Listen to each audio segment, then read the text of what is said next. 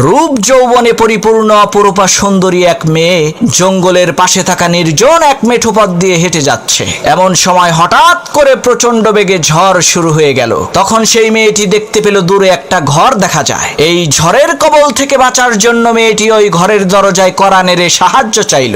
একজন টকবগে যুবক ছেলে ঘরের ভেতর থেকে দরজা খুলে সেই সুন্দরী মেয়েটাকে আশ্রয় দিল। এদিকে দিন পেরিয়ে রাত হয়ে যাচ্ছে, কিন্তু ঝড় বৃষ্টি থামার কোনো নামগন্ধ নাই। এমন সময় মেয়েটি দেখতে পেল সেই যুবক ছেলেটি তার হাতের আঙ্গুল মোমবাতির আগুনে পুড়াচ্ছে। এই দৃশ্য দেখে মেয়েটি প্রচন্ড পরিমাণে আশ্চর্য হয়ে বলতে লাগলো, হায় হায় সর্বনাশ, এটা কি মানুষ নাকি অন্য কিছু?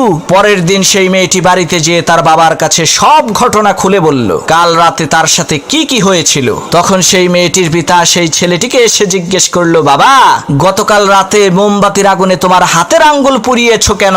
তখন সেই ছেলেটি বলতে লাগলো, চাচা, প্রচন্ড ঝড়ের রাতে আমার এই নির্জন ঘরের মধ্যে আপনার সুন্দরী মেয়েটাকে দেখে আমার মনের মধ্যে কুপ্রবৃত্তি চলে আসলো। তখন আমি আমার হাতকে মোমবাতির আগুনে পুড়িয়ে মনকে বোঝালাম, ওরে মন, এই দুনিয়ার সাধারণ আগুনই তো তুমি সহ্য করতে পারো না, তাহলে জাহান্নামের ওই কঠিন আগুন তুমি কিভাবে সহ্য করবা? ছেলেটির এই সততা দেখে লোকটি বলল, বাবা, একটা রাত তুমি ধৈর্য ধারণ করেছো, তার বিনিময়ে আল্লাহ রাব্বুল আলামিন সারা জীবনের জন্য আমার এই সুন্দরী মেয়েটাকে তোমার করে দিল।